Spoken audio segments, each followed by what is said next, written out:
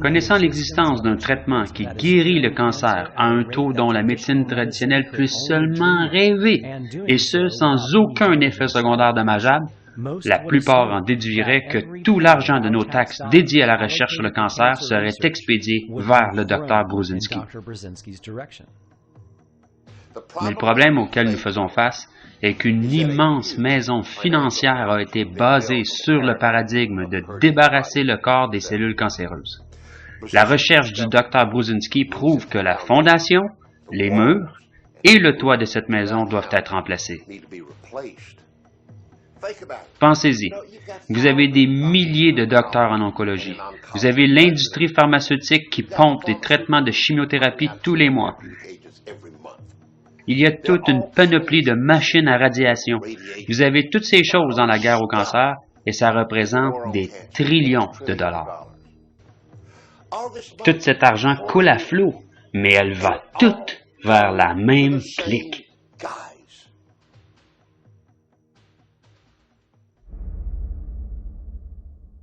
L'industrie pharmaceutique est argumentablement l'industrie la plus payante au monde, avec ses profits qui dépassent 3 fois les profits des 500 compagnies de fortune.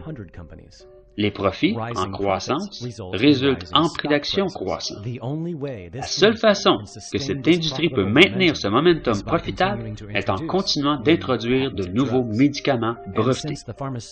Et comme l'industrie pharmaceutique compte sur la FDA pour introduire ces nouvelles drogues, c'est dans leur intérêt de s'assurer que la FDA demeure aussi docile que possible. Et comme la FDA est aussi une agence du gouvernement des États-Unis, il est aussi dans l'intérêt du gouvernement de préserver l'une de ses plus puissantes industries.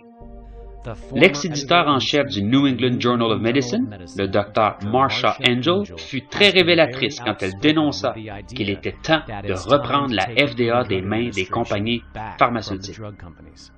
En 1992, le Congrès a mis le renard dans le poulailler. Il a passé la Prescription Drug User Free Act, qui autorise les compagnies de médicaments à payer une cotisation d'utilisateur à la FDA pour chaque nom de marque de médicaments en attente d'approbation.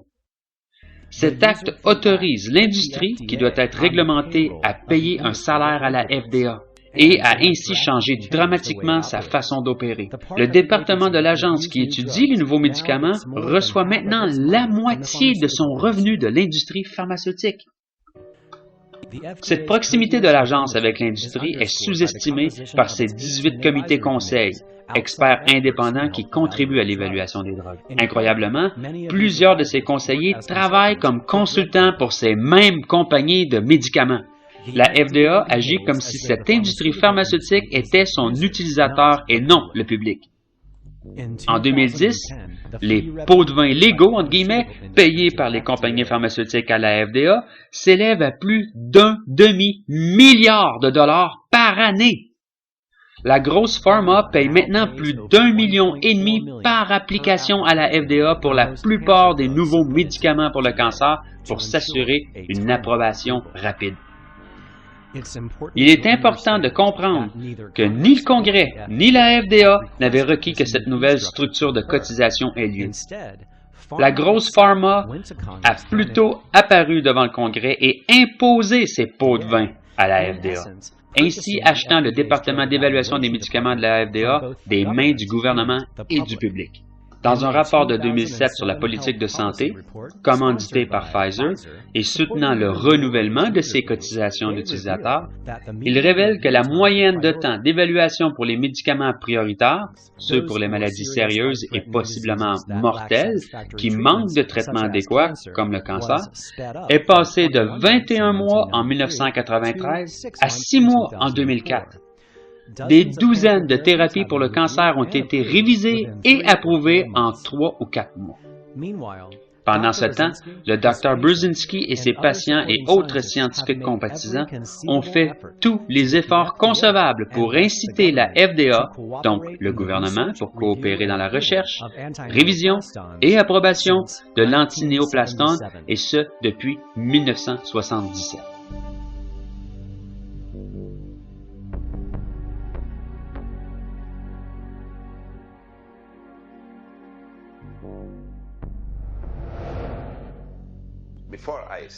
J'ai eu recours à des conseillers juridiques à savoir si je pouvais utiliser un traitement expérimental dans ma pratique privée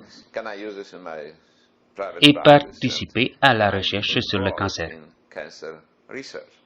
tout comme les compagnies privées le font. Ces avocats ont donc étudié les lois étatiques et fédérales pour savoir s'ils pouvaient partir sa propre compagnie de recherche biomédicale, produire de l'antinéoplaston et l'administrer à ses patients dans sa pratique privée. Ils ont découvert qu'à tous les deux niveaux, il était légal de prescrire un nouveau médicament à un patient dans une pratique privée, dans la mesure du besoin immédiat, surtout quand il n'y a pas d'autre option. La loi ajoute que cette pratique n'est pas régie par le Texas Food, Drug and Cosmetic Act et donc n'est pas illégale dans l'État du Texas. Par contre, le Dr Burzynski n'a pas le droit de prescrire ou livrer pour prescription dans un commerce d'un État à l'autre, signifiant qu'il devait garder ses activités strictement dans l'État du Texas pour éviter d'enfreindre les lois fédérales. De cette façon, il ne tombait pas sous l'autorité de réglementation de la FDA. Malgré cela, la nouvelle s'est vite répandue que le Dr Burzynski pouvait traiter avec succès ce qui fut jadis considéré comme des cas de cancer mortels et incurables, et les gens ont commencé à venir de partout au pays pour recevoir le traitement d'antinéoplaston. Je n'ai pas eu de contact avec le Texas Medical Board pendant longtemps, jusqu'en 1994, où certains de mes patients m'ont dit qu'ils avaient été approchés par l'agence qui essayait de les convaincre de porter plainte contre moi. Ça m'a choqué, surtout qu'ils utilisaient de l'argent des taxes pour voyager de longues distances et inciter à porter plainte contre moi. C'est complètement irrationnel, mais rien ne s'est produit. Puis j'ai rencontré par hasard le directeur du MD Anderson Cancer Center, Dr. Hickey, qui m'annonça que j'aurais des problèmes avec le Texas Board of Examiners. Et c'est là que les problèmes ont commencé. J'ai été convoqué au comité. Ils ont commencé à enquêter sur moi, même si aucune plainte de patient n'avait été portée. Les patients étaient satisfaits. Ils souffraient de cancer très avancé, aucun traitement disponible leur était offert, et ils obtenaient de bons résultats. Il n'y avait pas de justification pour cette enquête qui m'incommodait beaucoup. Ils essayaient encore de me convaincre d'arrêter ma recherche et de traiter des patients. Après 2 ans d'aller et venir au comité, ils m'ont proposé de leur présenter un nombre de patients qui avaient bénéficié de ma pratique, pour que ce dossier soit révisé par des experts oncologues, et que s'ils étaient satisfaits que je n'avais pas causé de tort aux patients, qu'ils allaient me laisser tranquille. J'étais heureux, car je croyais que ce groupe d'experts allait réviser objectivement le dossier et me laisser finalement tranquille, et parce que la majorité des patients étaient des cas de cancer très difficiles.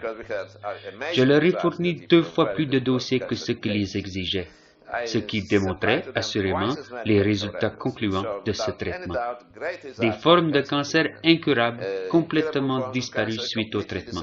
Rémission totale, avec la survie des patients qui menaient aujourd'hui une vie normale. En 1986, le Dr Burzynski a accepté de présenter au Texas Board of Medical Examiners 40 cas de cancers variés qu'il avait guéris avec succès en utilisant l'antinéoplaston. Des cancers du sein, vessie, poumons, foie, cerveau, tête et cou et lymphome. Après avoir soumis ces cas au comité, il n'entendit plus parler d'eux, le laissant croire qu'ils étaient satisfaits. Mais 2 ans plus tard, le comité est revenu à la charge en prétendant que les cas fournis n'avaient pas connu succès et qu'il avait violé une loi qui n'existait même pas, qui permettait au comité de canceller, révoquer ou suspendre sa licence. J'étais en état de choc. Je croyais en la justice. Je croyais en l'éthique du comité. Mais ceci n'était que pur mensonge. Il était amplement évident que le comité n'avait pas d'argument pour un procès contre Burzynski, ce qui amena le comité à porter une plainte légale, préalablement amendée, en 1990. Mais comme il n'y avait rien pour soutenir leur cause, ils ont porté une seconde plainte légale en 1992. Le comité revenait sans cesse avec le même argument, pratiquement photocopié de la plainte précédente en changeant le titre.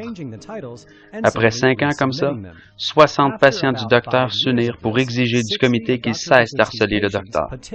Le comité a essayé d'ignorer ces pétitions en essayant de les retirer du dossier. Finalement, en mai 1993, cette cause se rendit en cours. Pendant ce procès, un des éminents experts de National Cancer Institute, le docteur Nicolas Petronas, radiologiste certifié par le comité depuis 1973, professeur de radiologie de l'Université de Georgetown et fondateur et chef du département de neuroradiologie au National Cancer Institute, a admis l'absurdité de la cause du comité contre le Dr. Burzynski, a mis sa propre carrière en jeu et se rendit à Houston au Texas pour témoigner en faveur du Dr. Burzynski.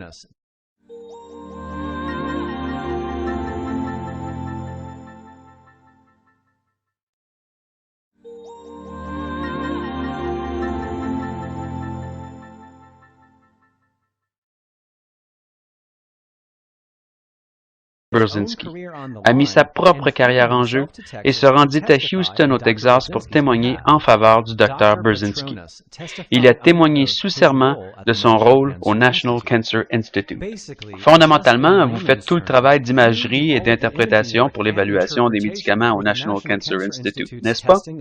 Exactement. C'est mon travail de déterminer l'efficacité des médicaments qui nous sont remis. Avez-vous eu l'occasion de vous familiariser avec le Dr. Burzynski? Oui, le NCI m'a demandé de me joindre à un groupe de scientifiques pour aller à Houston, visiter l'Institut du Dr. Burzynski. J'ai été mandaté en tant qu'expert pour évaluer les imageries et déterminer l'efficacité de ses traitements. La conclusion, essentiellement, était que sur 5 patients avec de grosses tumeurs au cerveau, tous étaient résorbés, disparus. Et c'est ce que vous faites à l'hôpital. Vous évaluez les traitements sur les patients de tumeurs au cerveau. Comme je suis le neuroradiologue, je vois toutes les tumeurs du cerveau et j'en vois un grand nombre. Vous avez attesté que les tumeurs de 5 des patients s'étaient résorbées. Elles sont tous disparues. Disparu? Pouvez-vous nous donner un genre de contexte? Ça arrive souvent, seulement par rémission instantanée comme ça? Je n'ai jamais entendu parler de rémission instantanée. Les traitements disponibles ne produisent que très rarement des résultats comme ceux-là. La seule médication, le seul traitement que je recommande, en dernier essor, est la radiothérapie. La chimiothérapie conventionnelle apporte très peu, rien fondamentalement. Donc, quand ceci se produit, c'est très rare. Dans ce cas particulier, les radiations avaient échoué sur tous les patients. Qu'arrive-t-il à ces patients avec le cancer du cerveau pour qui la radiothérapie avait échoué? C'est tout. Ils meurent. Vous nous dites fondamentalement que pour quelqu'un dont la radiothérapie a échoué, il n'y a plus rien à faire? Rien à offrir, exactement. Et il n'y a rien que vous puissiez faire au National Cancer Institute? Rien que nous puissions faire. Rien pour le moment. Comment se fait-il que ces 5 patients ont survécu? C'est ahurissant. Le fait qu'ils ne soient même pas incommodés par aucun effet secondaire des traitements, et les effets secondaires de la plupart des traitements agressifs sont pires que la tumeur elle-même. Donc, ces individus ont non seulement survécu, mais ils n'ont pas eu d'effets secondaires majeurs. Je crois que c'est impressionnant et incroyable. Combien de fois avez-vous vu ça dans votre expérience? À quelle fréquence ceci se produit-il? Je n'ai jamais vu ça. Laissez-moi vous demander votre opinion ou conseil. D'après votre expérience, qu'arriverait-il si, pour une raison X, les patients du Dr. Burzynski devraient arrêter le traitement? Que leur arriverait-il, d'après vous? Objection, votre honneur, hors de propos.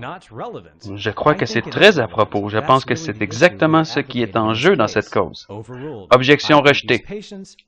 Je crois que ces patients mourront.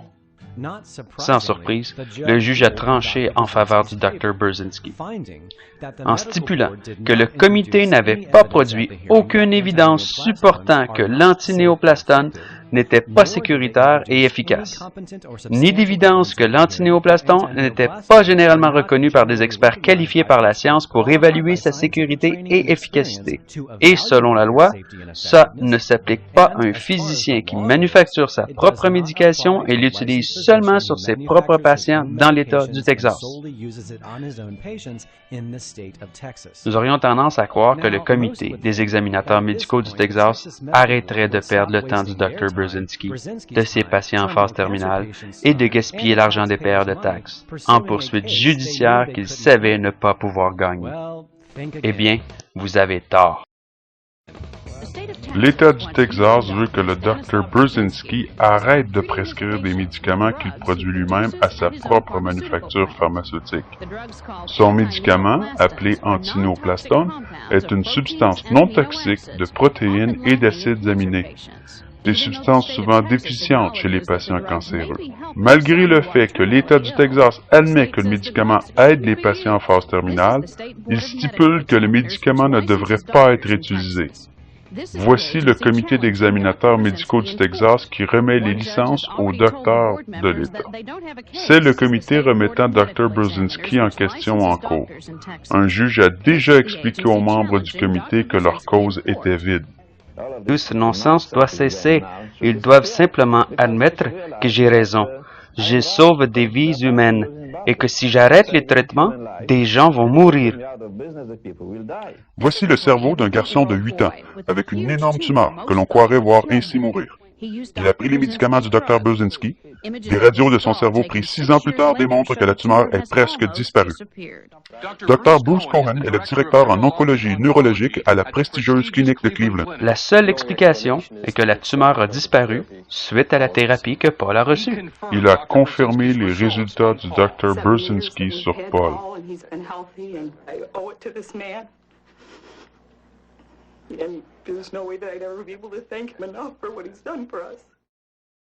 Aujourd'hui, ce garçon Michael et sa famille anxieuse sont en cours avec d'autres patients. Insensible au jugement de 1993, le comité médical du Texas a traîné le Dr. Burzynski en cour de district. Bien sûr, il savait que cette fois, il ne pouvait pas soulever la question à savoir si ces traitements étaient efficaces. Le Texas Board of Examiners, qui ont combattu pour suspendre la licence du Dr. Burzynski sous prétexte que ces traitements n'auraient jamais été approuvés, disent que l'efficacité de l'antinéoplastone dans le traitement des cancers humains n'est pas en cause dans ce procès. Ça prend un bureaucrate pour arriver avec ça, parce que fondamentalement, c'est exactement la question en cause. Le Dr. Burzynski a gagné la dernière manche en cours et le Texas Board of Examiners a perdu. Mais ça ne sera sûrement pas la fin de ses soucis avec l'État du Texas. Le Texas Board of Examiners a traîné ce procès imaginaire jusqu'en Cour suprême du Texas, où le jury a présenté un ordre de probation erronée contre Burzynski, que celui-ci a gagné encore une fois, laissant le comité totalement sans succès, encore une fois, dans leur effort pour canceller sa licence médicale. Donc, si l'efficacité n'était pas le point et que le Dr. Burzynski n'en freinait pas la loi, pourquoi alors le comité poursuivait-il avec cette poursuite vide? Il a finalement été reconnu même par les journaux officiels que la FDA soutenait la pression sur le comité pour suspendre la licence médicale du Dr. Burzynski. Suivant cette histoire, nous avons voulu questionner la FDA sur ses politiques et procédures. Celle-ci a accepté de nous répondre à condition que ce soit dans la confidentialité, mais ont toujours refusé une entrevue filmée.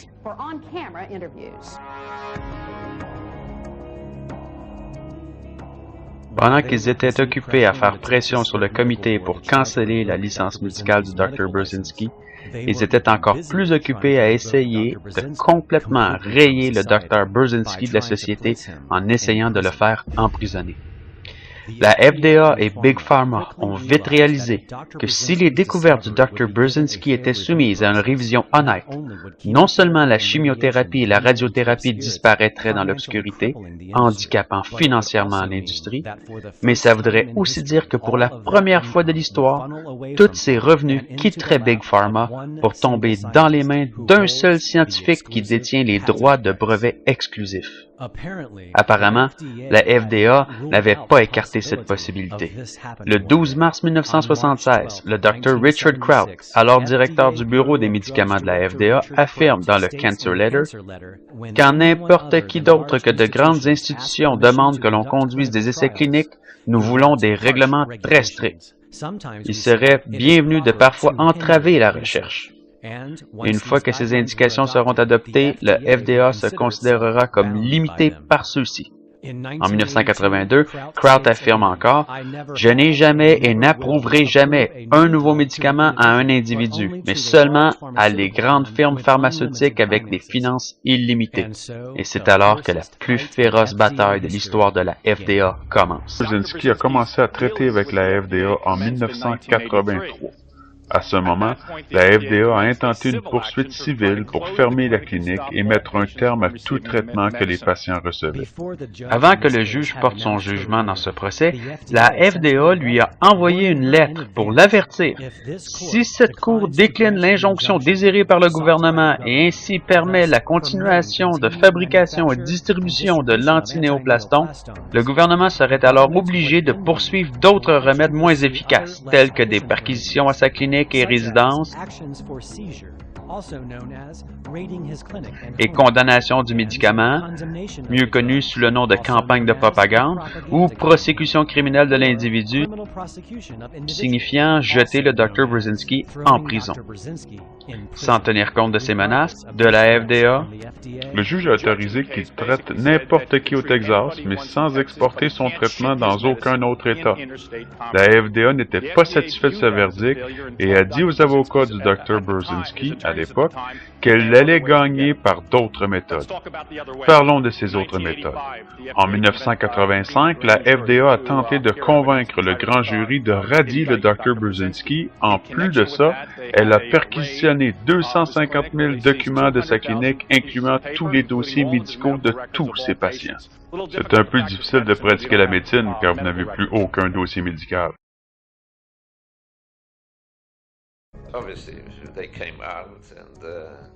Ils ont confisqué tous mes dossiers médicaux. Il aura fallu 12 à 14 ans pour recouvrir tous les dossiers.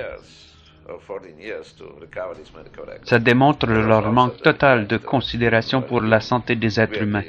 Ces patients étaient très malades et il était très difficile de les soigner sans les dossiers médicaux. Il nous fallait ces documents pour aider ces patients à se battre pour leur survie. Mais ils ont tout pris. Ils se foutaient de ces patients. Ceux-ci pouvaient mourir. Ils présentèrent leurs preuves au grand jury. Pas d'accusation. En 1986, ils reviennent et saisissent un autre 100 000 documents. Pas d'accusation. En 1990, sans tenir compte des deux procès précédents, Dr. Brzezinski témoigne extensivement devant le grand jury sur des tonnes de documents, pas d'accusation. De 1991 à 1993, la FDA enquête sur le Dr. Brzezinski. Nous ignorons si d'autres évidences ont été présentées devant le grand jury. En 1994, un autre grand jury, pas d'accusation. En 1995, un autre grand jury. Ce procès-ci a commencé en mars de cette année. Le 25 mars, le Dr. Brzezinski est apparu avec ses patients à l'émission de CBS This Morning. Laissez-moi jouer l'avocat du diable un peu. Mesdames et messieurs, vous étiez très désespérés et aviez déjà suivi une forme de traitement pour le cancer, exact? Non? Non, pas du tout pour vous?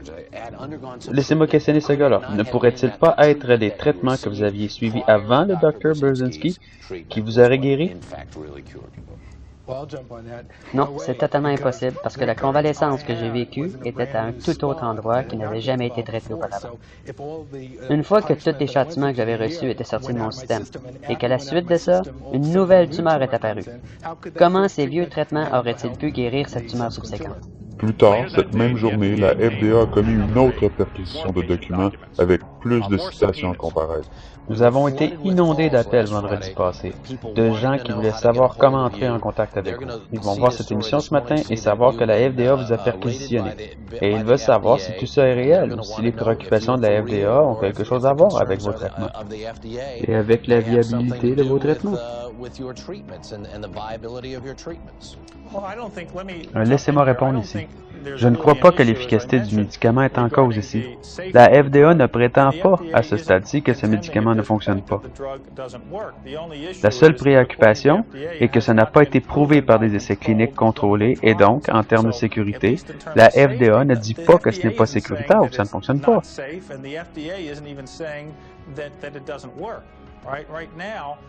Elle questionne à savoir si Dr. Brzezinski exporte son médicament vers d'autres États, ce qui est ridicule, sachant qu'il peut légalement exporter son produit partout aux États-Unis à des instituts de recherche sur le cancer. Il l'exporte aussi dans plusieurs autres pays. Et parce qu'il en exporte aussi à des individus ailleurs aux États-Unis qui ont reçu la permission de la FDA de recevoir le médicament sur ce qu'on appelle usage de compassion, IND.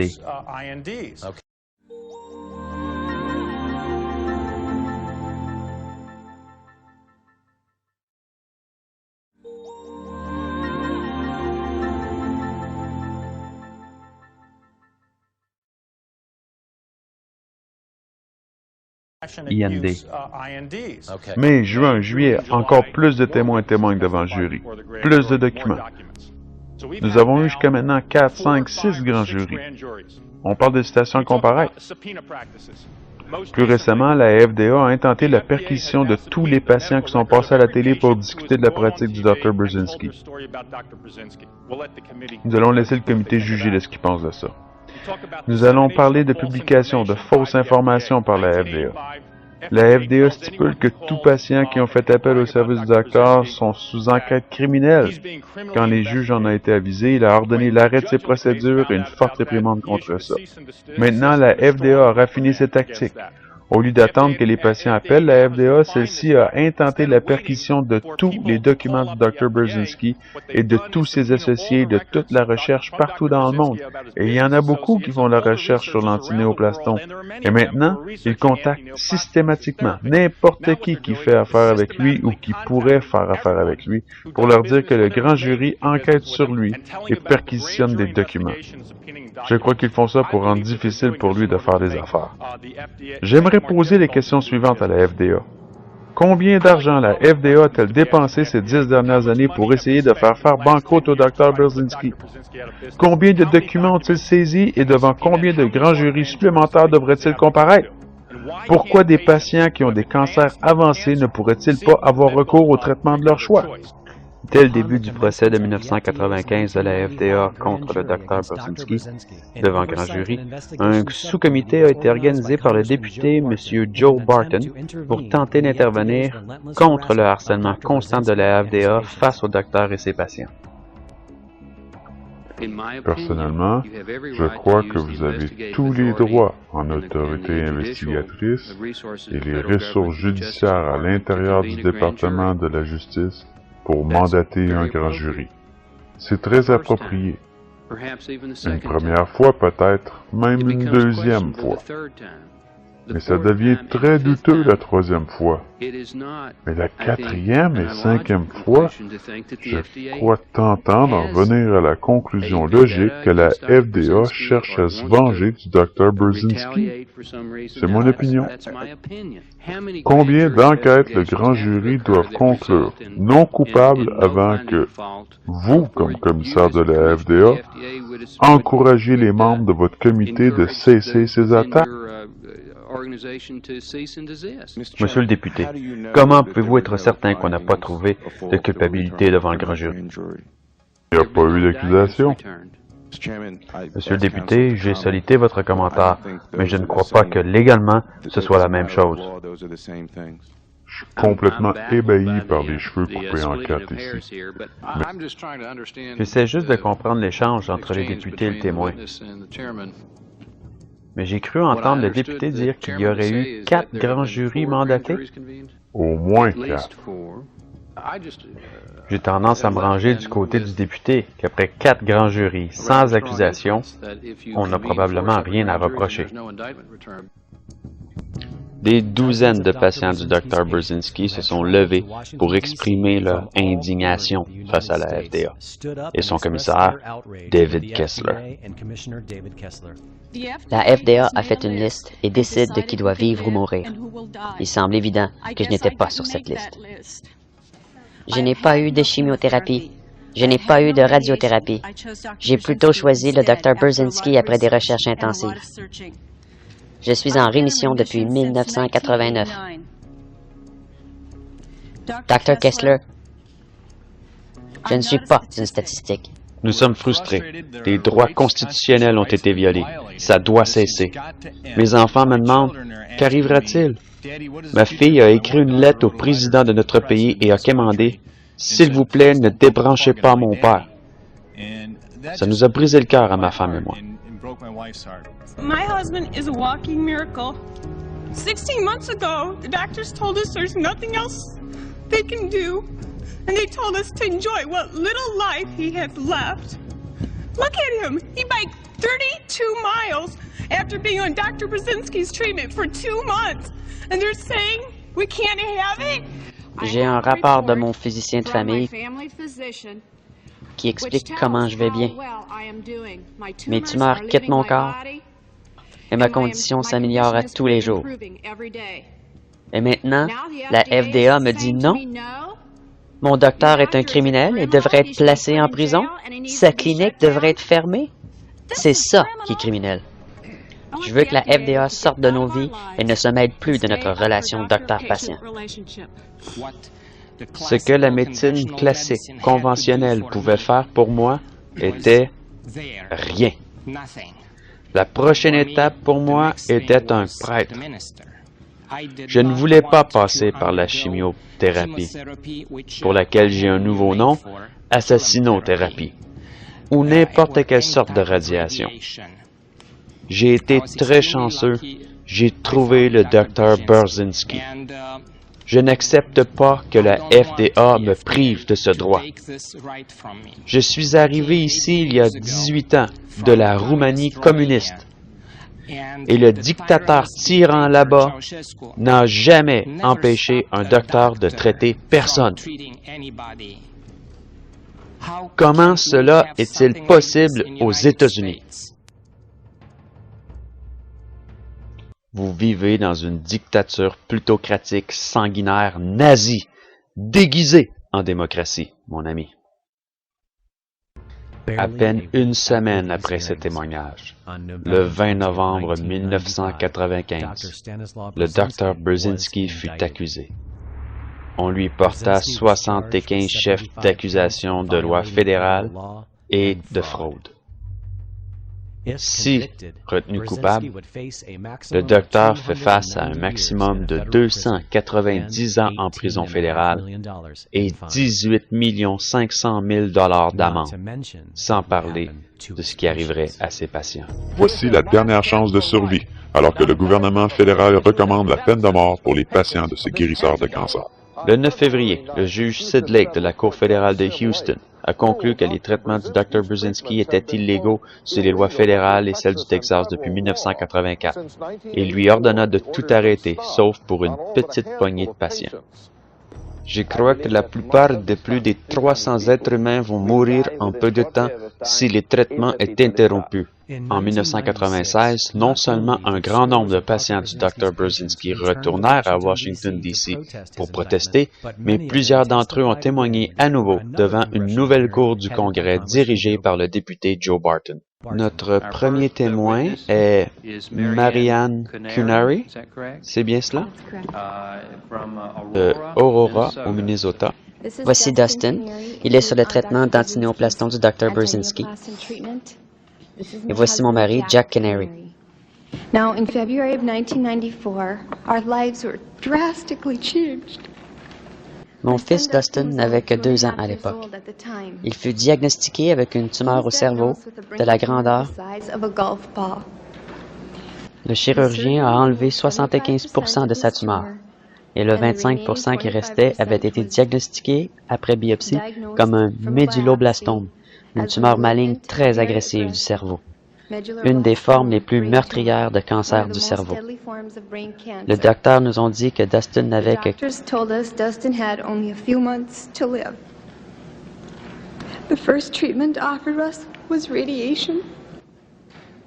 Mais le radiothérapeute nous expliqua qu'à son jeune âge, Dustin allait devenir légume et que sa vie ne serait peut-être rallongée que de quelques mois.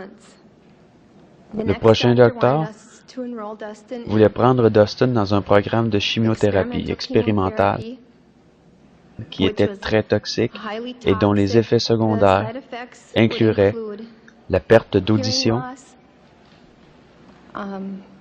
dommages aux reins, au foie,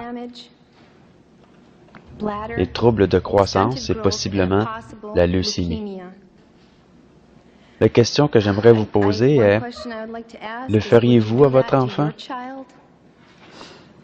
Nous avons pesé le pour et le contre des dommages que causeraient ces drogues expérimentales sans guérir Dustin et avons décidé de ne pas le soumettre à ces mesures drastiques. Mais un oncologue nous a dit que leur opinion passait avant la nôtre en tant que parents, ce qui contribua avec plus de stress à la situation déjà stressante dans laquelle nous étions. En avril 1994, nous avons visité le Dr Brusinski à Houston. Le Dr Brusinski ne nous a pas fait de promesses, mais il nous a dit qu'il avait très souvent eu de bons résultats avec des tumeurs du cerveau. Au pire, ça ne ferait aucun mal à Dustin. Il nous offrait le plus grand espoir et une qualité de vie plus longue. Après 6 semaines du traitement, l'IRM révéla no tumor. We were very overjoyed. Dustin continued antineoplastin therapy. Et un an plus tard, une tumeur d'1 pouce par 1 pouce fut détectée sur l'IRM. Nous étions alors en avril 1995. Le Dr Brusinski a immédiatement augmenté la dose d'antinéoplaston. Et il n'y avait toujours pas d'effet secondaire sérieux du tout. Le prochain IRM de décembre 1995 révéla que la tumeur avait presque entièrement disparu encore une fois. To this day, it has not reappeared. If you look at Dustin right now,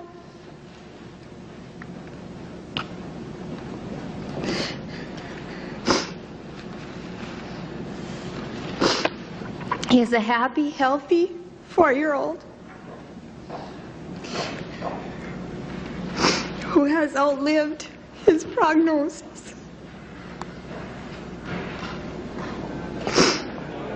There is no traditional treatment that would have kept him alive with such good quality of life. Le commissaire de la FDA, M. David Kessler, aime bien les grands titres qui le peignent comme un homme qui aime tant les enfants. Il voudrait les protéger des ravages de Smokey. If Dr. Kessler loves children so much, why have he and his agencies been trying so hard to cut off my son's last hope for life? Without this treatment, my son will die. Ceci est une photo de Dustin Canary à 4 ans en 1996. Ceci est une photo de Dustin à 18 ans en 2009. Et son cancer du cerveau n'est jamais réapparu.